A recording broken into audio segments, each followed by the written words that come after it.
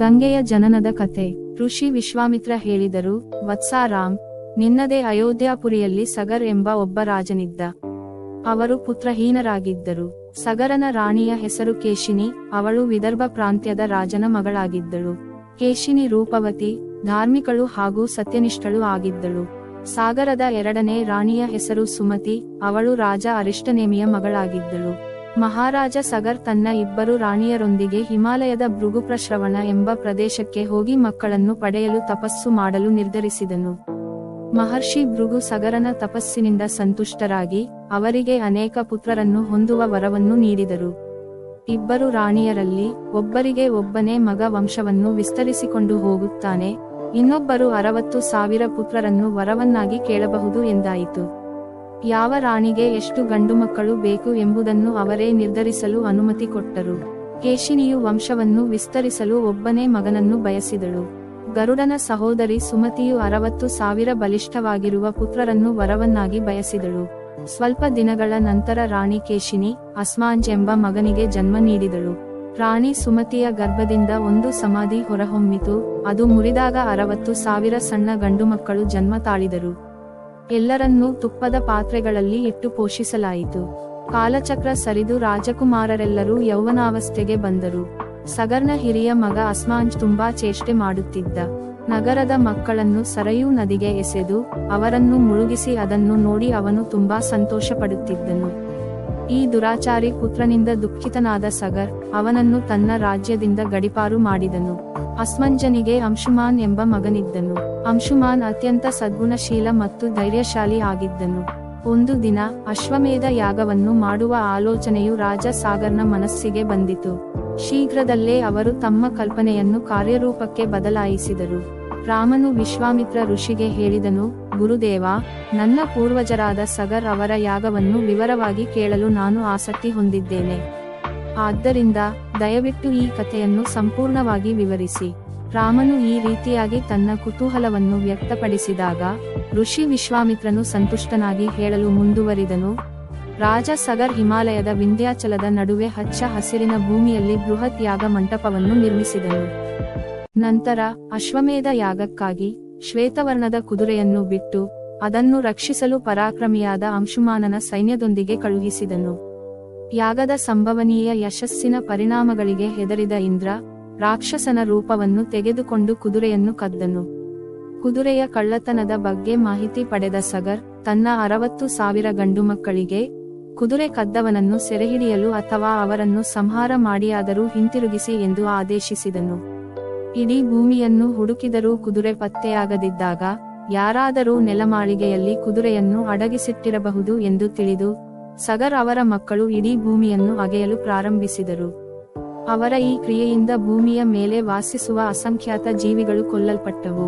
ಅಗೆಯುತ್ತಾ ಅವರು ಪಾತಾಳ ಲೋಕವನ್ನು ತಲುಪಿದರು. ದೇವತೆಗಳು ಬ್ರಹ್ಮನಿಗೆ ಈ ಕ್ರೂರ ಕೃತ್ಯದ ಬಗ್ಗೆ ಹೇಳಿದರು. ಬ್ರಹ್ಮನು, ಇವರು ಕೋಪ ಮತ್ತು ಮದದಿಂದಾಗಿ ಈ ರೀತಿಯಾಗಿ ಮಾಡುತ್ತಿದ್ದಾರೆ ಎಂದು ಹೇಳಿದರು. ಭೂಮಿಯನ್ನು ರಕ್ಷಿಸುವ ಜವಾಬ್ದಾರಿ ಋಷಿ ಕಪಿಲರ ಮೇಲಿದೆ, ಆದ್ದರಿಂದ ಅವರು ಈ ವಿಷಯದಲ್ಲಿ ಖಂಡಿತವಾಗಿಯೂ ಏನಾದರೂ ಮಾಡುತ್ತಾರೆ ಎಂದು ಹೇಳಿದರು. ಇಡೀ ಭೂಮಿಯನ್ನು ಅಗೆದರೂ ಕುದುರೆ ಮತ್ತು ಅದನ್ನು ಕದ್ದ ಕಳ್ಳ ಪತ್ತೆಯಾಗದಿದ್ದಾಗ ರಾಜಕುಮಾರರು ನಿರಾಶೆಗೊಂಡು ತಮ್ಮ ತಂದೆಗೆ ತಿಳಿಸಿದರು. ಕೋಪಗೊಂಡ ಸಗರ್ ಕುದುರೆಯನ್ನು ಪಾತಾಳ ಲೋಕಕ್ಕೆ ಹೋಗಿ ಹುಡುಕಲು ಆದೇಶಿಸಿದನು. ಪಾತಾಳ ಲೋಕದಲ್ಲಿ ಕುದುರೆಯನ್ನು ಹುಡುಕುತ್ತಾ ಅವರು ಸನಾತನ್ ವಾಸುದೇವ್ ಕಪಿಲ್ ಅವರ ಆಶ್ರಮವನ್ನು ತಲುಪಿದರು. ಕಪಿಲ ಋಷಿಗಳು ತಪಸ್ಸಿನಲ್ಲಿ ಮುಳುಗಿದ್ದರು. ಯಜ್ಞದ ಕುದುರೆಯನ್ನು ಅವರ ಬಳಿ ಕಟ್ಟಿರುವುದನ್ನು ಸಗರ್ನ ಮಕ್ಕಳು ನೋಡಿದರು. ಕಪಿಲ ಮುನಿಯನ್ನು ಕುದುರೆ ಕಳ್ಳನೆಂದು ಭಾವಿಸಿ ಅವನ ವಿರುದ್ಧ ಅನೇಕ ನಿಂದನೆಯ ಮಾತುಗಳನ್ನು ಆಡಿದರು ಮತ್ತು ಅವರನ್ನು ಸಾಯಿಸಲು ನಿರ್ಧರಿಸಿದರು. ಸಗರ್ನ ಈ ದುಷ್ಕೃತ್ಯಗಳಿಂದಾಗಿ ಕಪಿಲ ಮುನಿಯ ತಪಸ್ಸಿಗೆ ಭಂಗ ಉಂಟಾಯಿತು. ಕ್ರೋಧಗೊಂಡ ಅವರು ಸಗರನ ಎಲ್ಲಾ ಮಕ್ಕಳನ್ನು ಸುಟ್ಟು ಬೂದಿ ಮಾಡಿದರು. ಋಷಿ ವಿಶ್ವಾಮಿತ್ರರು ಮತ್ತೆ ಮುಂದುವರಿಸುತ್ತಾ ಹೇಳಿದರು, ಬಹಳ ಸಮಯದಿಂದ ಅವರ ಪುತ್ರರ ಬಗ್ಗೆ ಯಾವುದೇ ಮಾಹಿತಿ ಸಿಗದ ನಂತರ ಮಹಾರಾಜ್ ಸಾಗರ್ ಅವರ ಅದ್ಭುತ ಮೊಮ್ಮಗ ಅಂಶುಮಾನ್ ಅವರ ಪುತ್ರರನ್ನು ಮತ್ತು ಕುದುರೆಯನ್ನು ಪತ್ತೆ ಮಾಡಲು ಆದೇಶಿಸಿದರು. ಶೂರ ಅಂಶುಮಾನನು ಆಯುಧಗಳೊಂದಿಗೆ ಶಸ್ತ್ರಸಜ್ಜಿತನಾಗಿ ತನ್ನ ಚಿಕ್ಕಪ್ಪಂದಿರು ಮಾಡಿದ ಮಾರ್ಗದ ಮೂಲಕ ಭೂಗತ ಲೋಕದ ಕಡೆಗೆ ಹೊರಟ. ದಾರಿಯಲ್ಲಿ ಭೇಟಿಯಾದ ಪೂಜ್ಯ ಋಷಿಮುನಿಗಳಿಗೆ ಗೌರವ ಸಲ್ಲಿಸಿ ಅವರ ಬಳಿ ಗುರಿಯ ಬಗ್ಗೆ ತಿಳಿಸಿ ತನ್ನ ಚಿಕ್ಕಪ್ಪಂದಿರ ಸುಟ್ಟ ದೇಹಗಳ ಚಿತಾಭಸ್ಮ ಇರುವ ಸ್ಥಳದಲ್ಲಿಗೆ ಬಂದನು. ಅಲ್ಲಿಯೇ ಪಕ್ಕದಲ್ಲಿ ಅವರ ಯಾಗದ ಕುದುರೆ ಹುಲ್ಲು ಮೇಯುತ್ತಾ ಅಡ್ಡಾಡುತ್ತಿತ್ತು. ತನ್ನ ಚಿಕ್ಕಪ್ಪಂದಿರ ಸುಟ್ಟ ದೇಹಗಳನ್ನು ನೋಡಿದ ಅವನಿಗೆ ವಿಪರೀತ ದುಃಖವಾಯಿತು. ಅವರಿಗೆ ತರ್ಪಣವನ್ನು ಅರ್ಪಿಸಲು ಅವನು ಅಲ್ಲಿ ಕೊಳವನ್ನು ಹುಡುಕಿದ, ಆದರೆ ಅಲ್ಲಿ ಯಾವುದೇ ಕೊಳ ಕಾಣಲಿಲ್ಲ. ಆಗ ಅವನ ಕಣ್ಣುಗಳು ತನ್ನ ಚಿಕ್ಕಪ್ಪಂದಿರ ಮಾವನಾದ ಗರುಡನ ಮೇಲೆ ಬಿದ್ದವು. ಅವರಿಗೆ ಗೌರವಪೂರ್ವಕ ನಮನ ಸಲ್ಲಿಸಿದ ನಂತರ ಅಂಶುಮಾನ್ ಕೇಳಿದ, ಓ ಅಜ್ಜ, ನಾನು ನನ್ನ ಚಿಕ್ಕಪ್ಪಂದಿರಿಗೆ ತರ್ಪಣವನ್ನು ಅರ್ಪಿಸಲು ಬಯಸುತ್ತೇನೆ. ಹತ್ತಿರದಲ್ಲಿ ಯಾವುದಾದರೂ ಕೆರೆ ಇದ್ದರೆ ಅದರ ವಿಳಾಸ ತಿಳಿಸಿ, ಹಾಗೂ ಅವರ ಸಾವಿನ ಬಗ್ಗೆ ನಿಮಗೆ ಏನಾದರೂ ಮಾಹಿತಿ ಇದ್ದರೆ ದಯವಿಟ್ಟು ನನಗೆ ತಿಳಿಸಿ. ಇಂದ್ರನು ಕುದುರೆಯನ್ನು ಕದ್ದು ಕಪಿಲ ಮುನಿಯ ಬಳಿ ಬಿಟ್ಟು ಹೋದ. ಆದರೆ ಅವನ ಚಿಕ್ಕಪ್ಪಂದಿರು ಕಪಿಲ್ ಮುನಿಯೊಂದಿಗೆ ಅಸಭ್ಯವಾಗಿ ವರ್ತಿಸಿದರು. ಕಪಿಲ್ ಮುನಿಯು ತಾಳ್ಮೆಗೆಟ್ಟು ಅವರೆಲ್ಲರನ್ನೂ ಸುಟ್ಟು ಬೂದಿ ಮಾಡಿದರು ಎಂದು ಗರುಡ ಹೇಳಿದರು. ಇದಾದ ನಂತರ ಗರುಡ ಅಂಶುಮಾನನಿಗೆ ಹೇಳಿದ, ಅಲೌಕಿಕ ಶಕ್ತಿಯುಳ್ಳ ದೈವಿಕ ಪುರುಷನಿಂದ ಅವರೆಲ್ಲರೂ ಸುಟ್ಟು ಬೂದಿಯಾಗಿದ್ದಾರೆ. ಆದ್ದರಿಂದ ಅವರಿಗೆ ಲೌಕಿಕ ಜಲವನ್ನು ಅರ್ಪಿಸುವುದರಿಂದ ಅವರ ಮೋಕ್ಷವು ಸಾಧ್ಯವಿಲ್ಲ. ಅವರಿಗೆ ಮೋಕ್ಷ ದೊರೆಯಬೇಕೆಂದರೆ ಹಿಮಾಲಯದಲ್ಲಿರುವ ಅಲೌಕಿಕ ಶಕ್ತಿಯುಳ್ಳ ಗಂಗಾಳಿಂದ ಮಾತ್ರ ಸಾಧ್ಯ. ಈಗ ನೀನು ನಿನ್ನ ಕುದುರೆಯೊಂದಿಗೆ ಹಿಂತಿರುಗು, ನಿನ್ನ ಪಿತಾಮಹನ ಯಾಗವನ್ನು ಮುಕ್ತಾಯ ಮಾಡು ಎಂದು ಹೇಳಿದರು. ಗರುಡನ ಆದೇಶದಂತೆ ಅಂಶುಮಾನ್ ಅಯೋಧ್ಯೆಗೆ ಹಿಂದಿರುಗಿ ತನ್ನ ಪಿತಾಮಹನಿಗೆ ಇಡೀ ಕಥೆಯನ್ನು ವಿವರಿಸಿದ. ಮಹಾರಾಜ ಸಗರ್ ದುಃಖದ ಹೃದಯದಿಂದ ಯಾಗವನ್ನು ಪೂರ್ಣಗೊಳಿಸಿದ. ಅವನು ತನ್ನ ಮಕ್ಕಳನ್ನು ಉಳಿಸಲು ಗಂಗೆಯನ್ನು ಭೂಮಿಗೆ ತರಲು ಬಯಸಿದ, ಆದರೆ ಅವನ ತಲೆಗೆ ಯಾವುದೇ ಮಾರ್ಗಗಳು ಹೊಳೆಯಲಿಲ್ಲ. ಸ್ವಲ್ಪ ಸಮಯ ವಿರಾಮದ ನಂತರ ಋಷಿ ವಿಶ್ವಾಮಿತ್ರ ಮತ್ತೆ ಕಥೆಯನ್ನು ಮತ್ತೆ ಮುಂದುವರಿಸಿದರು. ಮಹಾರಾಜ ಸಗರ್ ಅವರ ಮರಣದ ನಂತರ ಅಂಶುಮಾನ್ ತನ್ನ ರಾಜ್ಯವನ್ನು ಬಹಳ ನ್ಯಾಯಯುತವಾಗಿ ಆಳ್ವಿಕೆ ಮಾಡಲು ಪ್ರಾರಂಭಿಸಿದ. ಅಂಶುಮಾನನ ಮಗ ದಿಲೀಪ್ ಅತ್ಯಂತ ಪರಮ ಪ್ರತಾಪಿಯಾಗಿದ್ದ. ದಿಲೀಪನು ವಯಸ್ಕನಾದ ನಂತರ ಅಂಶುಮಾನ್ ದಿಲೀಪನಿಗೆ ರಾಜ್ಯಭಾರವನ್ನು ವಹಿಸಿ ಗಂಗೆಯನ್ನು ಮೆಚ್ಚಿಸಲು ಹಿಮಾಲಯದ ಗುಹೆಗಳಲ್ಲಿ ತಪಸ್ಸು ಮಾಡಲು ಪ್ರಾರಂಭಿಸಿದ. ಆದರೆ ಆತನ ತಪಸ್ಸು ಯಶಸ್ವಿಯಾಗದೆ ಸ್ವರ್ಗಕ್ಕೆ ಪಾದಾರ್ಪಣೆ ಮಾಡಿದ. ಇಲ್ಲಿ ರಾಜ ದಿಲೀಪನು ಕೂಡ ಧರ್ಮನಿಷ್ಠನಾಗಿರುವ ತನ್ನ ಮಗ ಭಗೀರಥ ದೊಡ್ಡವನಾದ ಮೇಲೆ ಅವನಿಗೆ ರಾಜ್ಯಭಾರವನ್ನು ಒಪ್ಪಿಸಿ ದಿಲೀಪನು ಗಂಗೆಯನ್ನು ಭೂಮಿಗೆ ತರಲು ತಪಸ್ಸು ಮಾಡಲು ಹೊರಟ. ಆದರೆ ಅವನಿಗೂ ಯಶಸ್ಸು ಸಿಗಲಿಲ್ಲ. ಭಗೀರಥ ಅತ್ಯಂತ ಜನಪ್ರಿಯ ಹಾಗೂ ನಿಷ್ಠಾವಂತ ರಾಜನಾಗಿದ್ದ, ಆದರೆ ಅವನಿಗೆ ಮಕ್ಕಳಿರಲಿಲ್ಲ. ಇದರ ಮೇಲೆ ತನ್ನ ರಾಜ್ಯದ ಜವಾಬ್ದಾರಿಯನ್ನು ತನ್ನ ಮಂತ್ರಿಗಳಿಗೆ ಒಪ್ಪಿಸಿ ಗಂಗೆಯನ್ನು ಭೂಮಿಗೆ ತರಲು ಆತ ಗೋಕರ್ಣದ ಯಾತ್ರಾ ಸ್ಥಳಕ್ಕೆ ಹೋಗಿ ಕಠಿಣ ತಪಸ್ಸು ಮಾಡಲು ಪ್ರಾರಂಭಿಸಿದ. ಅವನ ಅಭೂತಪೂರ್ವ ತಪಸ್ಸಿನಿಂದ ಸಂತುಷ್ಟನಾದ ಬ್ರಹ್ಮದೇವ ಆತನಿಗೆ ವರವನ್ನು ಕೇಳಲು ಆದೇಶಿಸಿದ. ಭಗೀರಥ ಬ್ರಹ್ಮದೇವನಿಗೆ ಹೇಳಿದ, ಓ ಪ್ರಭು, ನೀನು ನನ್ನ ತಪಸ್ಸಿನಿಂದ ಸಂತುಷ್ಟನಾಗಿದ್ದರೆ ನನ್ನ ಈ ಪ್ರಯತ್ನದಿಂದ ಸಗರನ 60,000 ಪುತ್ರರಿಗೆ ಗಂಗಾಜಲವನ್ನು ಪಡೆಯುವಂತೆ ವರವನ್ನು ನನಗೆ ನೀಡಿ, ಇದರಿಂದ ಅವರಿಗೆ ಮೋಕ್ಷ ದೊರೆಯಬಹುದು. ಇದಲ್ಲದೆ ಇಕ್ಷ್ವಾಕು ವಂಶ ನಾಶವಾಗದಂತೆ ನನಗೆ ಮಕ್ಕಳಾಗುವ ವರವನ್ನು ನೀಡಿ ಎಂದು ಬ್ರಹ್ಮದೇವನ ಬಳಿ ಬೇಡಿದ. ನಿನ್ನ ಮಗುವನ್ನು ಪಡೆಯುವ ಮನೋಕಾಂಕ್ಷೆ ನಿನಗೆ ಅತಿ ಶೀಘ್ರದಲ್ಲೇ ಪೂರ್ಣಗೊಳ್ಳುವುದು. ಆದರೆ ನೀವು ಕೇಳುತ್ತಿರುವ ಮೊದಲನೇ ವರವನ್ನು ನೀಡುವುದು ಬಹಳ ಕಠಿಣವಾದ ಕಾರ್ಯ. ಅದಕ್ಕೆ ಕಾರಣ ಗಂಗಾಮಾತೆಯು ಅತ್ಯಂತ ವೇಗವಾಗಿ ಭೂಮಿಗೆ ಜಿಗಿಯುವಾಗ ಆಕೆಯ ರಭಸಕ್ಕೆ ಭೂಮಿಯು ಆಕೆಯ ವೇಗವನ್ನು ತಡೆಯಲಾರಳು. ಗಂಗಾಮಾತೆಯ ವೇಗವನ್ನು ನಿಭಾಯಿಸುವ ಸಾಮರ್ಥ್ಯ ಮಹಾದೇವನನ್ನು ಹೊರತುಪಡಿಸಿ ಮತ್ತಿನ್ಯಾರಿಗೂ ಸಾಧ್ಯವಿಲ್ಲ. ಇದಕ್ಕಾಗಿ ನೀವು ಮಹಾದೇವನನ್ನು ಕುರಿತು ತಪಸ್ಸು ಮಾಡಿ ಅವರನ್ನು ಮೆಚ್ಚಿಸಬೇಕು. ಹೀಗೆ ಹೇಳುತ್ತಾ ಬ್ರಹ್ಮದೇವ ತಮ್ಮ ಲೋಕಕ್ಕೆ ಪ್ರಸ್ಥಾನರಾದರು. ಭಗೀರಥನು ಸಹ ಧೈರ್ಯ ಕಳೆದುಕೊಳ್ಳದೆ ಆತ 1 ವರ್ಷಗಳ ಕಾಲ ಕಾಲ್ಬೆರಳುಗಳ ಆಸರೆಯಿಂದ ಮಹಾದೇವನಿಗಾಗಿ ತಪಸ್ಸು ಮಾಡುವುದನ್ನು ಮುಂದುವರೆಸಿದ. ಆತ ಗಾಳಿಯನ್ನು ಹೊರತಾಗಿ ಬೇರೇನನ್ನೂ ತಿನ್ನುತ್ತಿರಲಿಲ್ಲ, ಕುಡಿಯುತ್ತಿರಲಿಲ್ಲ. ಕೊನೆಗೆ ಈ ಮಹಾಭಕ್ತನಿಂದ ಸಂತುಷ್ಟನಾದ ಮಹಾದೇವ ಭಗೀರಥನಿಗೆ ದರ್ಶನ ನೀಡಿ, ಓ ಮಹಾಭಕ್ತನೇ, ನಿನ್ನ ಆಸೆಯನ್ನು ಈಡೇರಿಸಲು ನಾನು ನನ್ನ ತಲೆಯ ಮೇಲೆ ಗಂಗಾಳನ್ನು ನನ್ನ ಶಿರದ ಮೇಲೆ ಧರಿಸುತ್ತೇನೆ.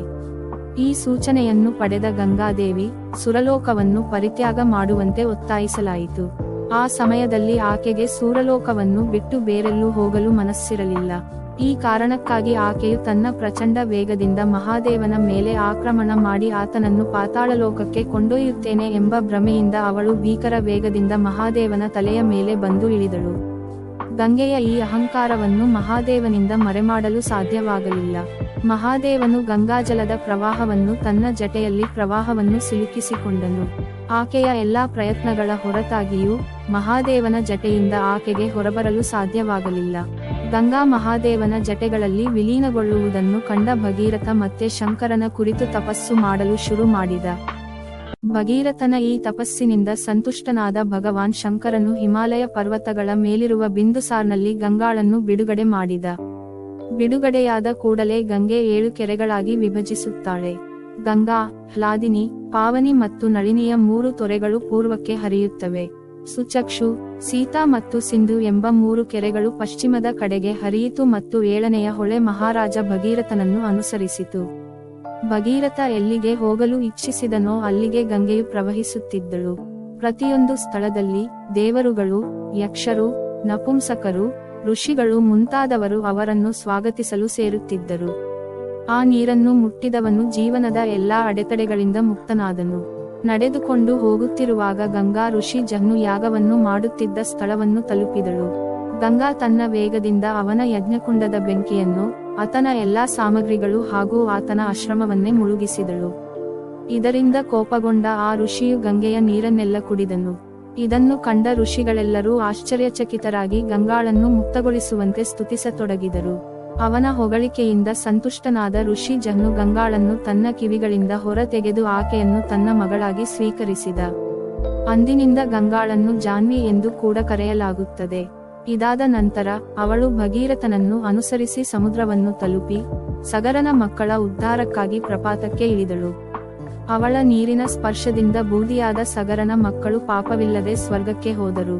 ಅಂದಿನಿಂದ ಗಂಗೆಗೆ ತ್ರಿಪತಗ, ಜಾಹ್ನವಿ ಮತ್ತು ಭಾಗೀರಥಿ ಎಂಬ 3 ಹೆಸರುಗಳಿಂದ ಕರೆಯಲ್ಪಟ್ಟಳು.